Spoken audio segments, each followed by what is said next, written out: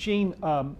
what I want to do is talk about how you think about civil society, but I also hoping that we can get at a little bit of how you think in general.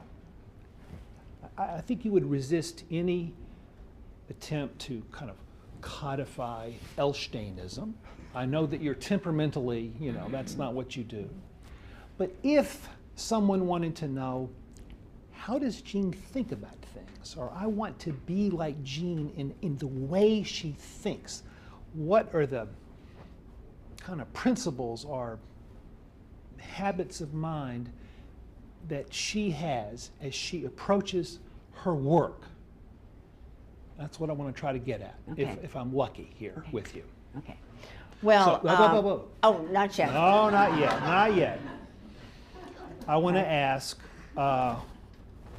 what you do. Just what you do. How do you describe your work? I've run into some trouble on that a few times. I remember once when I was applying for a summer grant at the University of Massachusetts, and there was a paragraph, you were supposed to write a paragraph about your method, and I said thinking thoughts, and I didn't get the grant. It didn't work. So I thought I probably should be a little bit more specific, but thinking thoughts is not bad as far as Okay. As far as the way that I work. You know, trying to approach things reflectively and concretely. That is, and there's stuff in the background too I'll get to in a moment, but I always start with some concrete issue or a situation. You know, something that strikes your attention, you say, something's wrong there, or that shouldn't be, or that's not quite right, or that's extraordinary in a good or bad way. So it grabs your attention, and then you know, we have immediate responses to situations, and often these immediate responses are not our most reflective responses, but it gives us an entry point into a more reflective attitude, a more reflective position.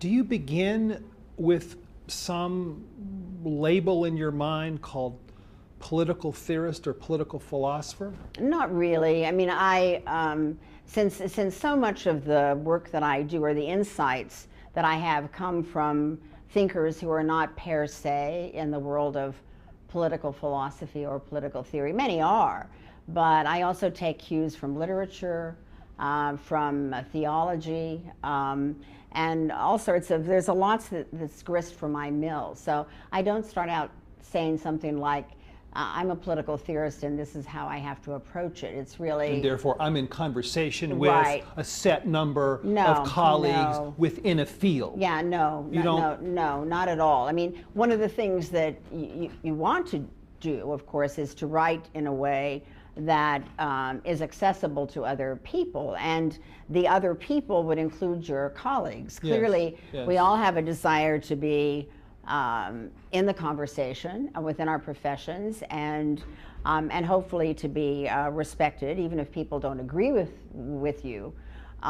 So, of course, that's one part of an audience, but it's been my concern from the beginning. I first started teaching in 1973, that so much academic discourse was aimed entirely to people within the profession, rather narrowly circumscribed, that a wider engagement was really impossible, because you're talking to and for a certain elite. So you're trying to, in your work, take cognizance of the fact that you have a specialized group of colleagues, but you're speaking to a larger public. Indeed, because it strikes me especially that if one is doing work that touches on political life, democratic political life, it doesn't make a whole lot of sense for that to be an enterprise that's narrowly gauged and accessible only to a few. And you don't, there's no, I'm going to stop with this, just one more try. You don't have anything like I'm interested in democratic politics. Or, I mean, in other words, it really is for you, certain things interest me and I try to learn and write about them. Yeah, I mean, anything that touches on themes of human dignity, of especially the ill treatment of people, situations in which people are, their dignity is stripped from them and their treated in a way that tries to destroy their very humanity. Those are situations that clamor for my attention. Now this means, of course, which you may be leaving the subject, but I'm not going to quite yet, that you're working with a set of background assumptions about what it means to be a human person. You know, that's not, you don't have to articulate that at every single time you open your mouth, but those background assumptions are there, and they're going to help to frame and guide the things that come to your attention. You know, if you didn't have a certain set of concerns and a certain understanding of the person, lots of stuff will just pass by and you would pay not much attention to it. I also have to say that I'm always on the lookout for situations in which people seem altogether too sure of themselves. You know, where positions seem too easily embraced. You know, something like the political version or theoretical version of what the theologian, the anti-Nazi theologian Dietrich Bonhoeffer called cheap grace. You might call it sort of cheap thinking, I suppose, where, you know, you take all kinds of shortcuts and come up with these easy answers, and there's a formula, and you plunk it down in the situation, and it resolves everything. Over and over again in your writing, that seems to, that way of thinking seems to have no allure for you. I'll put it that way. You tend to get pretty irritated at that. I want to say, you said that assumption, I was going to ask about this assumption about the human being. Yeah. You don't like something that you once called abstract man, capital A, capital M. You said that you don't like believing that the individual is, quote, ontologically prior to society and alone. And this individual that you call abstract man is therefore, you could say, asocial.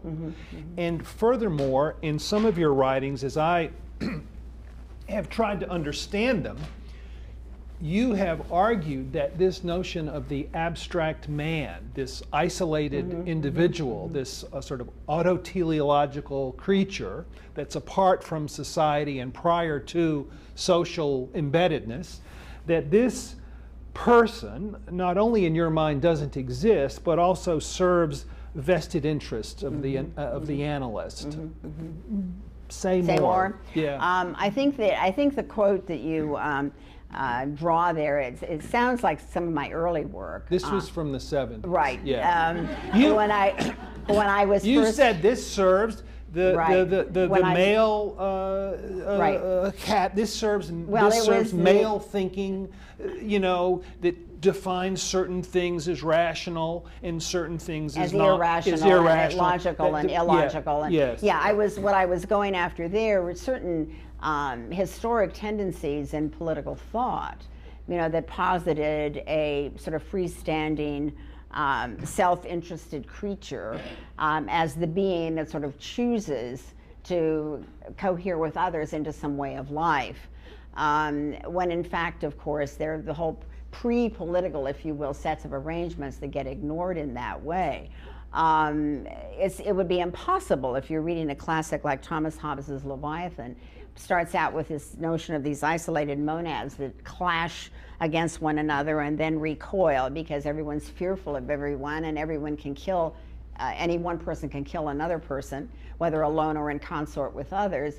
You know, that's, no one could live like that. No human beings, no beings could have survived if indeed that's what we were. So what function is served, you know, by positing these imagined states and then taking that as the basis for a formula, a direct formula for how we ought to organize our political society? It seemed to me, if you get it wrong at the beginning, you're going to get it wrong. Yeah, if you get it wrong about what people are, what kinds of beings we are, it's going to be wrong at the other end. So to say, well, this is a heuristic device of some kind, or this just jogs, no, it's far more than that. There is a flaw. A flaw at the beginning. At the beginning. And one of my arguments in some of my because the human being is intrinsically social, born in community, so to speak, born into a social world, and has to immediately deal, if you will, with the world in which she or he is born into. through interactions with others on whom one is entirely dependent, and then learn as you grow up to take your cues within a particular social formulation. Now, you know, it might be, and this is something to be lamented, that the child is born into a pretty dreadful, uncaring social world, and if that happens, we can criticize it only because we have a view of what a welcoming social world would be. If you don't have a vision of what a welcoming social world that cares and loves the infant, what that would be, on what basis do you criticize a world in which that doesn't happen, in which that's not present? We understand, let's say, the plight of the homeless because we know what it means to have a home. Yeah. You know, so you've got to have some basis on which you're launching your criticisms. Yes. And that it seems to me needs to be spelled out. Okay. And very rarely is. I should add that something else that bothered me and that I played around with in the 1970s, commented on, and in my 1981 book, Public Man, Private Woman, was the break in intergenerational relationships that this isolated notion of abstract man presupposes. It's not just that I have no intrinsic relationships that have shaped me, but there are none others that have somehow gone before me and to whom I am indebted, to whom I owe something in some way, some debt of thanks, some debt of gratitude. And some of those others are people unknown to us who have nevertheless left behind this, deposit of great works and thinking, but also just simple things like taking care of the earth responsibly, tending to the bodies and needs of children over generations and so on. So you eliminate all of that, that's out of the Even picture. Even if it gives you an elegant model. You've got a nice model, but all that goes away. And I started thinking about those issues as intergenerational issues actually when my maternal grandfather died, and was thinking about the connection that we all had to him and how it was difficult to imagine our world, members of my family, without him.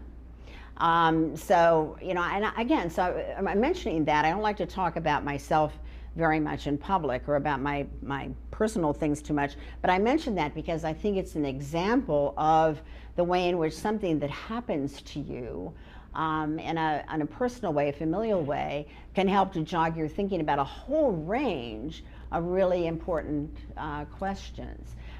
So that also led me to want to fill in the social. And this is before I started to engage theological thinkers in any in-depth way. I'm drawing on articles from the 70s. Yeah, I could tell. Okay, I recognized the voice. Is there a difference? Can we separate facts and values? Mm-hmm. Can description avoid evaluation? Well, the simple answer is no. I mean, I think that one of the huge controversies when I was coming up in political science was involved that very question. The white lab coat, who they look down, they have data, they're disinterested in these data, these are just the data. Well, you don't have much time for this. No, well, you can have a the argument was that you could have an entirely neutral description of phenomena, entirely neutral, and just present it, and everyone would agree to that, and then you could take some position with reference to it based on your idiosyncratic preferences or values. So values were not shared, they were yours or they were mine, and we might willy-nilly share some of them. You happen to have. You happen to have, that's right. So facts are the things that are solid, values are the things that are squishy.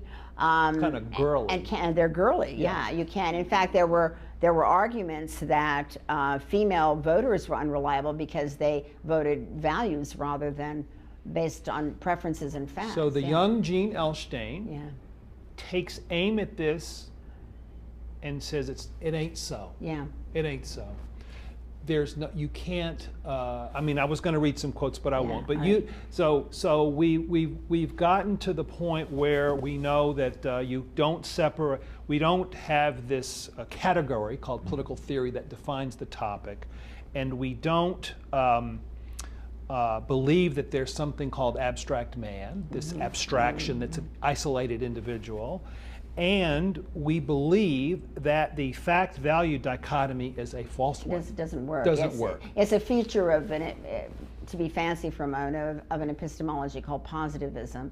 And that was coming under sustained critique. I don't want to take a whole lot of credit here. That was coming under sustained critique when I was coming up in graduate school. Not, I should say, being paid any attention to by the people who were teaching me, but I discovered, you know, some of these texts and some of these thinkers, some of whom, for example, Charles Taylor, have gone on to be very important people for me, both on the level of my thought and also just as became a dear friend, which is, to my mind, a kind of extraordinary thing. You know, people that you've learned so much from, and then you get to meet them and become friends with them. But he was arguing as early as 1967 that that characterizations of things secrete certain values, if you will. They're not. They can't be of political events. They can't be simply neutralized and sanitized and sterilized. You can't separate it from the human observer and just present it as a data. But at the same time, you know, you don't want to go so far that direction that you say everything is entirely perspectival and you see things one way and I see them another and he sees them another, so we've got 15 points of view and they're all equally valid. No, you know, it doesn't usher into that kind of relativism. Instead, it ushers into, you know, a recognition that the world really, there's really stuff in the world. You know, it really does make a difference whether something exists or doesn't exist, whether, you know, the German army crossed into Belgium at a certain date or not. When we think about World War I, that really matters. So, you know, you want to get that straight. You want to get that straight and get that right. So it's not just willy-nilly anything goes. That wasn't the argument that was being made. But it was that in fact the people making this fact-value dichotomy had a very, very narrow, thin notion of what counted as a fact, if you will. They couldn't take account of complex historical and political and social facts, if you will. In your writing, I've read a lot of what you've read, and you don't seem to, you have almost no time for that kind of data table display that presents itself as values neutral. Now, in 1979, you wrote an essay for The Nation magazine, which was the leading left socialist journal in the nation, called The Nation. And this article was called Feminists Against the Family. And you took down contemporary feminism. You just slapped it around like it really deserved to be really seriously slapped around. And you said, I'm a feminist and I don't think that there's some bad things happening here. I think you said that instead of perceiving the sources of women's oppression in the right way, that contemporary feminism was understanding the sex difference itself to be the source of female oppression. And therefore was engaged in a very common term that you use frequently, the politics of displacement. Instead of looking at the real thing, looking at a fake or indirect thing. And you further said that they were engaged in a term that I know is a term of great, you don't like this, pseudo-politics as opposed to real politics. Why did you publish it in The Nation? Well, the Nation had already published something of mine that the then editor of The Nation, who was a rather heterodox kind of guy at the time named Victor Navosky, had heard me deliver something at you were friends with him? Well, not friends, but I knew him a bit. At the American Political Science Association, he calls me up out of the blue and says, I really like that paper that you gave. Can I see a copy? So, you know, I'm a beginning assistant professor. I'm kind of flattered. It's a national magazine. So I send it to him, and he said, we'd like to print part of this. So I thought, whoa, that's pretty cool. You know, get a national publication. And then when I wrote this piece, I can't remember if it was partly I was asked to look into it. I don't think so. I think it was just I didn't know what else to do with it, and I'd already been published there. And I also thought of myself as part of that conversation. As a feminist in good standing. Yeah, and the that essay pretty much sealed my fate as far as you know, whether I was going to be accepted as part of that conversation. Now, just say the main. I was out from then on. That was it. Just say just in a kind of a short sentence or two. Yeah. What's your beef? What's your beef with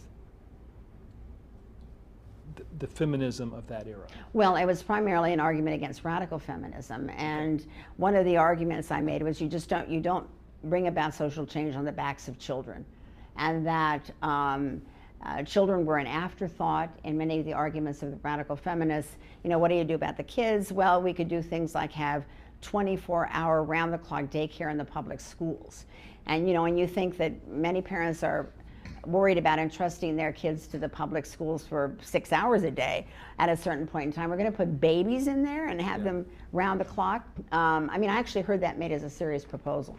So you had those arguments, but the big thing was locating the source of oppression in the fact that there are males and females on this earth. It's just the fact that there's a distinction to be marked between two types of human beings, a male and a female. That difference in and of itself becomes a source of resentment and anger and dispute.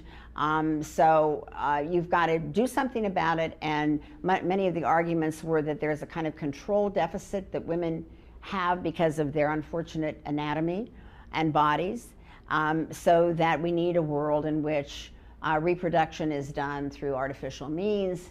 No woman ever has to get pregnant again because it's barbaric, quote unquote, and so forth. So it was that school of thought, which was very powerful, and you know, present in the universities, and the books were actually well reviewed for the most part in all kinds of places because nobody wanted to take any heat disagreeing with them. So I thought, you know, there's something deeply wrong about this, you know, not just wrong about the specifics of certain issues, but deeply wrong about the nature of moral and political and historic life, full stop, flat out. So it wasn't an anti-feminist screed, it was an argument against a certain brand of feminism that seemed to me, to put it mildly, deeply problematic. And did you consider the argument to be a feminist argument that you were making? I thought it belonged within the framework of debates within feminism, but little did I know. I mean, it's as you know, there was a huge firestorm after that piece came out, and oh my gosh, it was out of it was unbelievable.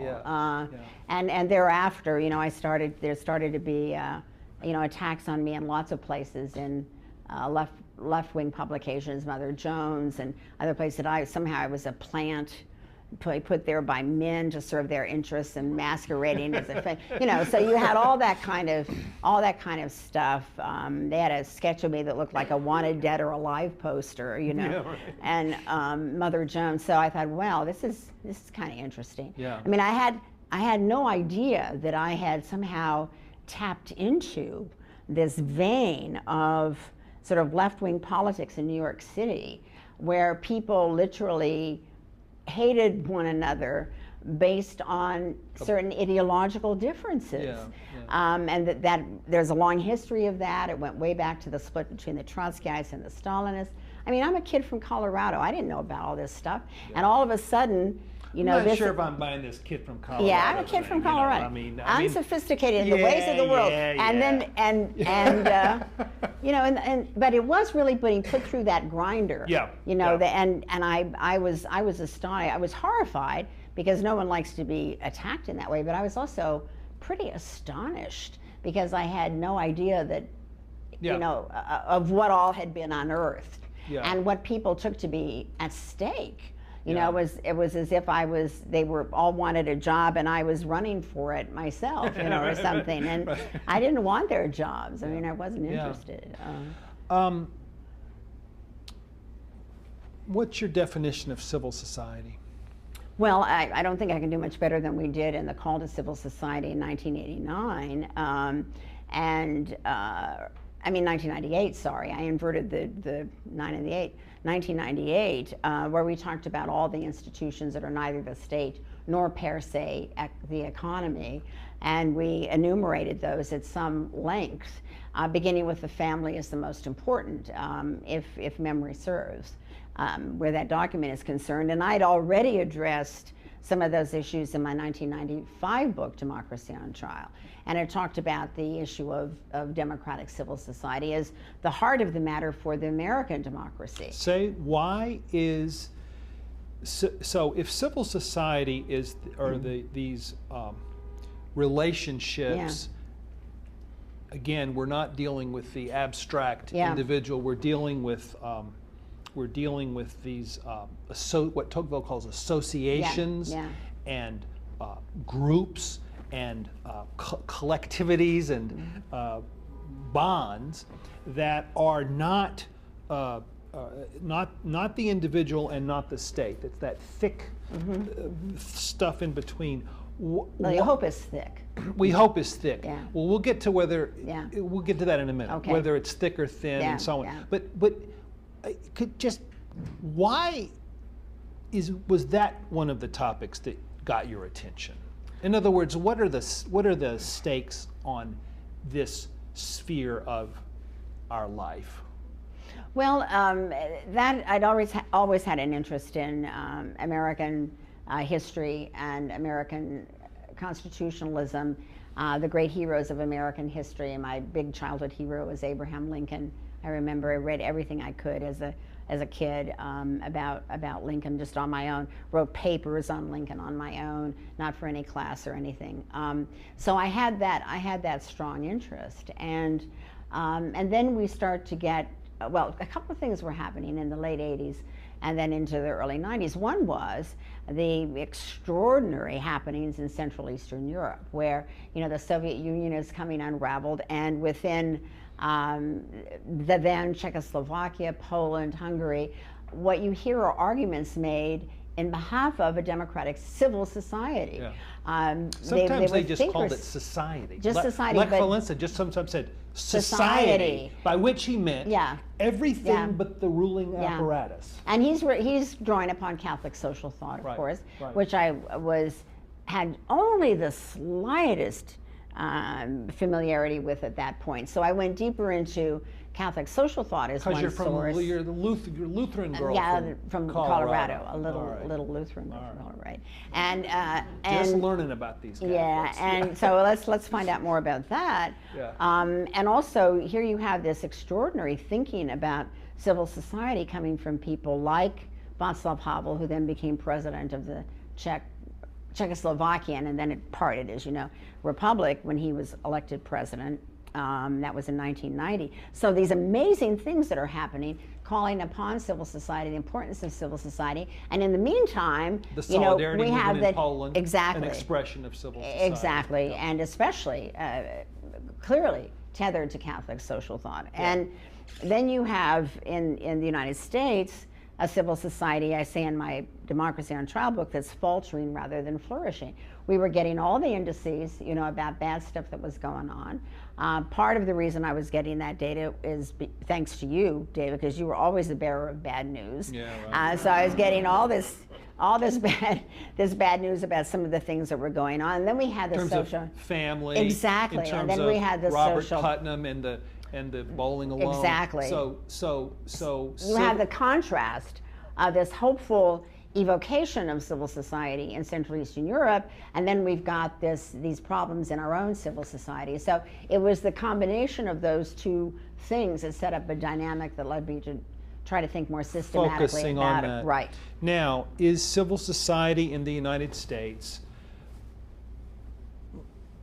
declining or strengthening, or is it staying about the same? Well, it's interesting. I was thinking about this just the other day, because the civil society debate, like all debates in our culture, it came and then it kind of went. Yeah. And it was, it was on everyone's lips at one point, and then it faded away a bit. I think it's making there's another little blip on the screen with the publication of Robert Putnam's latest book, called Grace Matters, I think it is, about the unmistakable evidence that those who are not just believers or say they are spiritual, but who actually make a commitment to go to church on a regular basis or the synagogue and so on are far more likely to put their shoulders to the wheel and engage in the work of community and engage in civil society. I haven't read his big fat book yet. I have to, because I've got to be on a panel with him in November, so I'm going to have to get it read. But I know the basic findings, and and I think that it's interesting though that that's being sort of processed through the religion and politics under that rubric rather than civil society. Yeah, there was a time, I think, in the maybe the late 90s, Yeah. and you saw this, I think, in some things with the Bush administration, Yeah. first Bush administration, Faith-based. where the yeah. idea that the vibrant civil society institutions kind of maybe were a very important part of a healthy society. Yeah, exactly. If they fall, if they get weak, government moves in, and there was a whole argument about this. Well, the notion was that that what you wind up with, it was the whole Tocquevillian dilemma in his great work on democracy in America, that as civil society sort of falters, the individual begins to stand out. Yes. Yes. It's just lone individuals, and then of course the state. Individuals look to the state because there's nothing else left. Right. You don't have structures of support. You don't have solidaristic networks, beginning with the family. You've got a lot of unraveling going on. So that tends then to increase the power of the state, and you can wind up with a kind of omnicompetent state that takes on all sorts of functions is ill-suited to take on, and that in its activities then further depletes the resources of civil society. Okay, let me just pick up on that, because I know you've written about this, and I just want to draw you out a little bit. Yeah. A lot of these institutions of civil society do not embrace the norms of the liberal state. They do not privilege the principles of rationality, technological efficiency, equality defined in political terms, one man, one vote. You didn't let the 2-year-olds in your family vote. Voluntarism as the, voluntarily. So the kind of principles of the liberal state, secularism, secular thought, these principles that we need and uphold in the state are in tension with the values and organizing principles of the institutions of civil society. They come into tension. What's supposed to happen? Well, of course there's a certain amount of tension, but there's also the deep irony that sustaining a liberal constitutional political order relies heavily on institutions that are not themselves liberal in their constitution, if you will, and in the family would be a good beginning point. A non-liberal institution sustains the moral formation required upon which and assumed by the historically the liberal state and liberal political thinkers. So you've got that. You've got the religion, the vital importance of as we now say, faith-based institutions, which I never liked that phrase very much. It's so kind of antiseptic, but of religion, people. Well, as we just discussed, everything there's a faith base to everything. Everything, but people's deepest commitments there, and we've already touched on that about the fact that it helps to shape and to form brotherliness and sisterliness, so that people reach outside of themselves because they are concerned with their neighbor. And once again, sort of liberal society relies on those habits and of those tendencies in people. Institutions. Exactly. So it relies on that. When some contemporary, let me just speak for myself. Yeah. You say if you disagree. I don't want to set it up, but to me, when some, and I think of myself as a liberal, when some liberal thinkers want to say, in the name of liberalism, we want to force the institutions of civil society to mimic our norms to be like, we want to, in fact, intervene to require them to do as we say, it strikes me, A, as illiberal, and B, well, I just know you've written about this, so I'm just trying to kind of draw you out a little bit on this, because on the civil society argument, there is,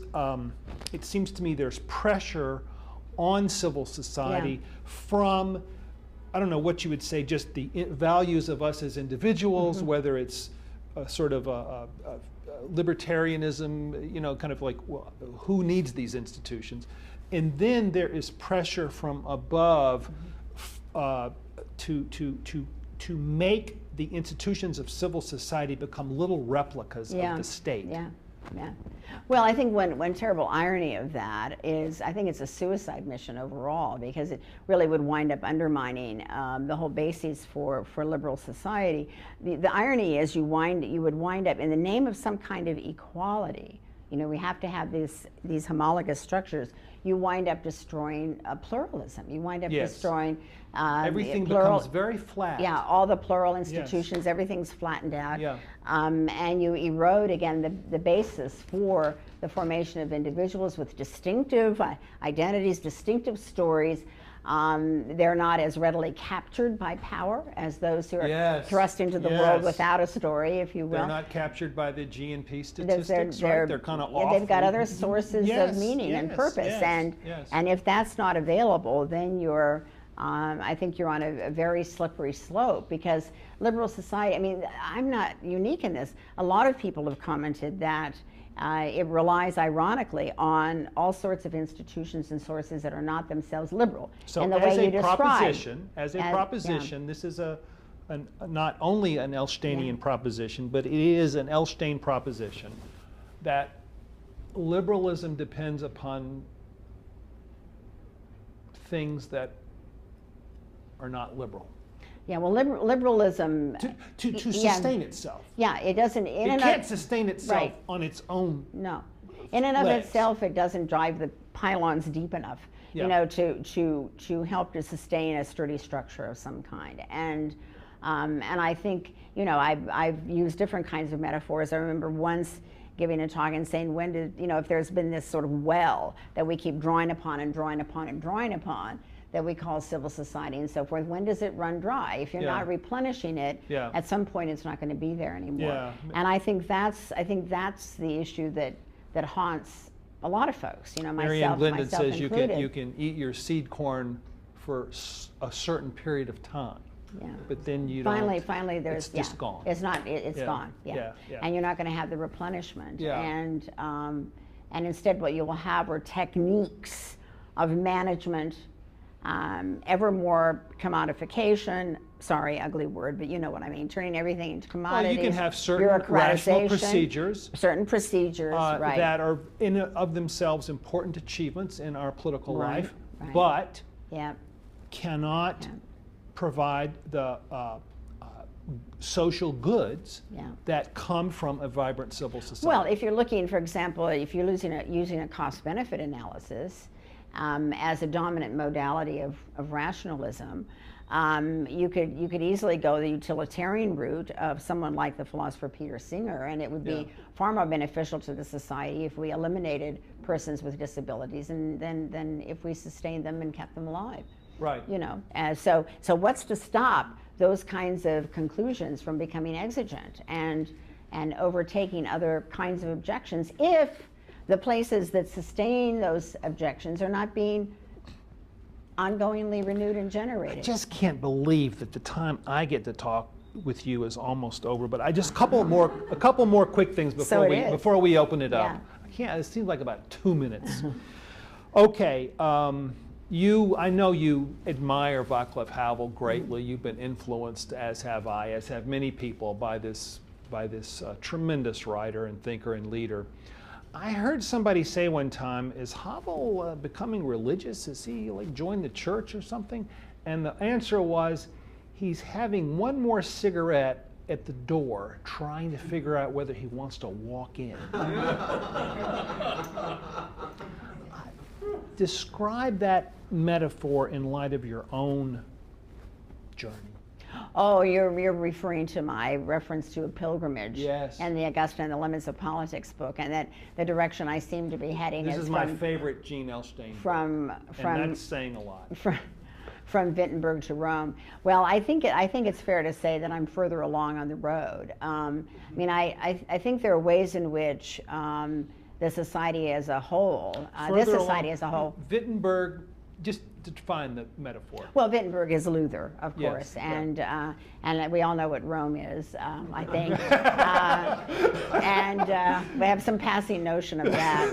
And I think that this society as a whole is indebted in ways it can scarcely begin to acknowledge and won't even recognize to the Roman Catholic Church for its steadfast defense of religious free exercise over the years, and the fact that these efforts to sustain free exercise were undertaken in behalf of Catholicism, yes, but to the benefit of all persons with religious convictions.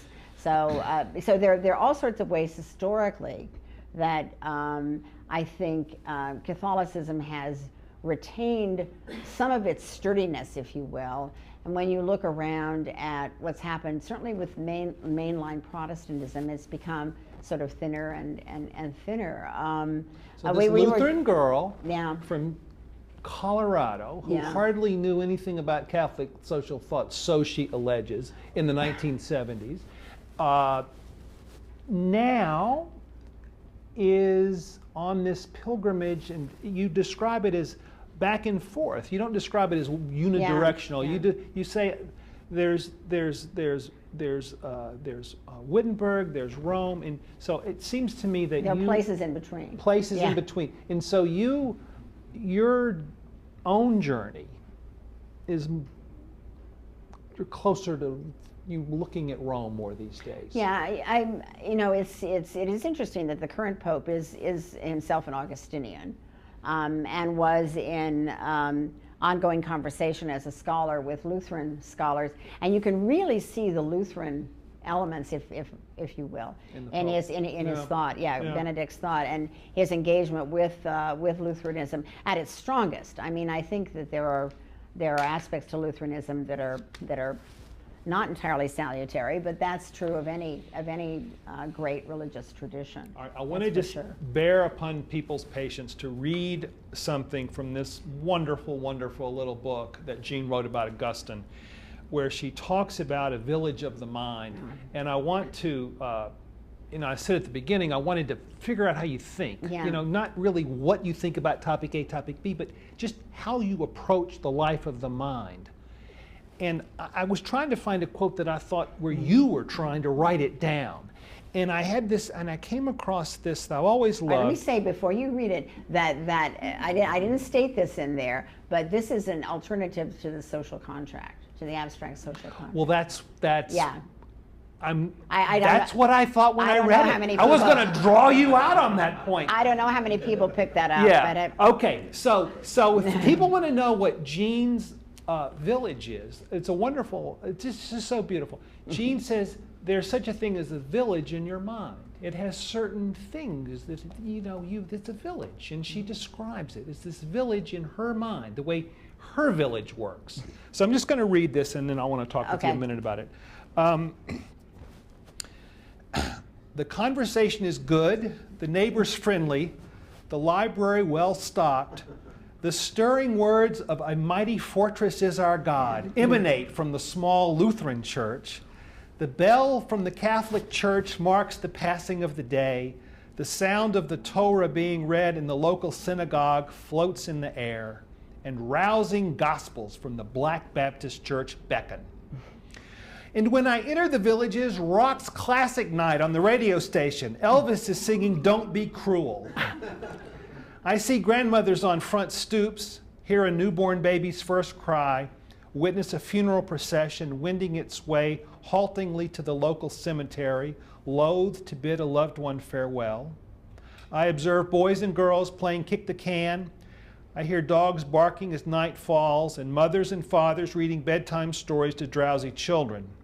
The notice in the town paper reports that the book club is meeting at the Welch home next week to discuss this month's text, James Joyce's The Dead, that a well-known visiting theater troupe will perform Chekhov's The Cherry Orchard at the local high school auditorium on Friday, and that the movie theater, aptly named The Lyric, is showing a series of Hollywood classics.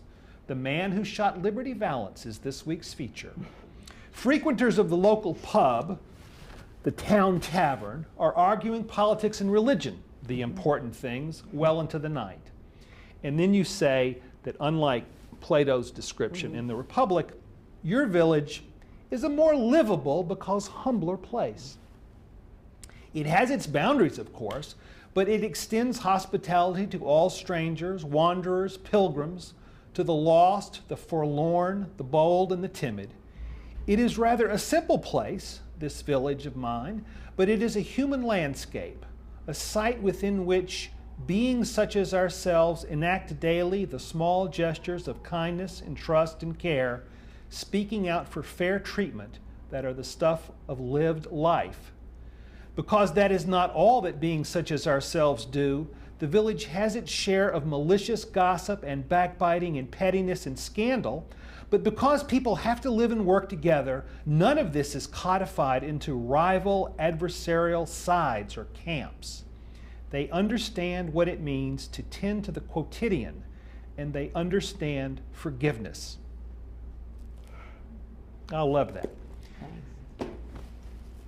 I kind of like it too.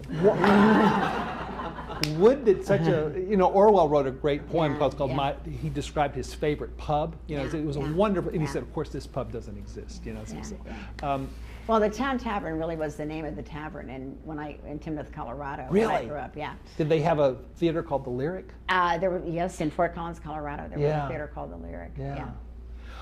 Tell me, you alluded to it a moment ago, but tell me why those sentences made up your description. What was the point you were driving at there? What are you trying to tell us in giving us this description? Well, it was Charles Taylor calls it the affirmation of ordinary life in his book on the sources of the self. Abstract man up here, high up into the atmosphere. Yeah. You're down here with children This is every hearing their day. stories. Yeah, that's where life is lived on that level, and to think about the kinds of the dailiness, the kinds of activities that go on routinely that sustain life over time. That are not grand, and if you're an observer looking for grand stuff, you would miss all of it. You'd miss all of it. You'd miss all the tones and the textures and the things that give life meaning, and little graces that keep it from being cruel and harsh, and all that would be missed if you start. These people haven't organized themselves into camps and fight one another. And you'd miss all of that. Yeah. And I think that's, one of the things that I think Christianity has taught us is that profoundly significant events happen through ordinary people. When Augustine first started reading the Bible, he was rather offended because it wasn't elegant. He was a trained rhetorician. He loved elegant Latin and so forth. And he says at one point, I had to get used to the rough way that God's word was spoken. It was rustic. It was for ordinary folks, and he had to get over his sense that was sort of for rubes. And the plainness. In the plainness and simplicity of it. But if you think of, it's shepherds. Yeah. It's a simple couple. It's a manger. The Son of God in a manger. I mean, profoundly significant events, and they're taking place on the level of the ordinary. And I think it's that infusion of the ordinary with grace, if you will, in a way, that that I was thinking of, and that I believe we're really losing a sense of to a great extent. Yeah. Some novelists are keeping it alive, but it seems to be going missing. That doesn't pass muster as political theory, by the way. I mean, it's really not political theory in the sense well, in which that's why people I started think about by political asking theory. what it is you do, because I don't. In fact, I have to. Since you said it, I have to read this Yeah, other no, it thing. just- one more thing, and then we're going to stop. I've never seen that quoted by any, can you, well, never mind, I'm not going to. All right, here we go. I'm not I just going got us. All right. I love this. This is you. This is in the 80s. You're talking to kids at a high school, and you're telling a story about a paper you wrote in graduate school. Hope you remember this. This is Jean talking to the kids at the high school, talking about a paper she wrote. I wrote in the paper about the impact of the life and death of John F. Kennedy on my generation, the way he energized us. I wrote about the coming together of politics and culture, the way the music of the 60s, especially Bob Dylan and the Beatles, was not so much in the background as itself constitutive of the activities we were engaged in. The music was in the politics, and the politics was in the music. I wrote about hippies, the repudiation of war and violence, particularly as a definition of masculine identity. And my professor said to me, well, this is another interesting Gene Elshtain paper, but of course it has nothing to do with the scientific study of politics. Right. Yeah. I thought, says Gene, I thought, well, to hell with the study of politics then. If politics doesn't have to do with people's lives, what does it have to do with? Yeah. So I remember that paper. I was trying to get at, you know, it was supposed to be about culture. Yeah. It was supposed to be a course about culture. So I was thinking of the culture that we were in, even as I was speaking, and trying to take the measure of it. And he mightily resisted it because he was one of those who thought you could reduce it again to. He had a discipline called the scientific study of politics. Yeah. He had ways that data were supposed to be presented, and he probably had a model of some kind. And you, I think it's fair to say from the very beginning, have just that has not been your calling in life to do any of those things. You've had a different way of thinking about it. I don't know if you think it has anything to do with being a woman or not, or just who you are, but there's a different there's something going on that's different there. Jean, if somebody came up to you from Mars and said, "Oh, America, like to learn something. Give me 2 or 3 things to read," what would you give them? Oh my goodness. I thought you were going to have me say something about what it means to be an American, and I was going to refer you to Democracy on Trial at the end of one of the chapters. But you pulled a fast one on me. Just 2 or 3 quick. Well, you have to read Lincoln's first and second inaugural and the Gettysburg Address. Have to read that. Right. For a profound, in-depth sociological, historical analysis, Tocqueville's Democracy in America is probably more help than just about anything. The book on American democracy, and then the third by a foreigner. Right, and this is tricky because you could say, well, the Federalist and Anti-Federalist papers, the constitutional debates, in other words, that would be tremendously significant. But I'd be inclined to go maybe to a work of fiction, maybe say Huckleberry Finn, or That's what I would something choose, like that. Huckleberry Finn. Yeah.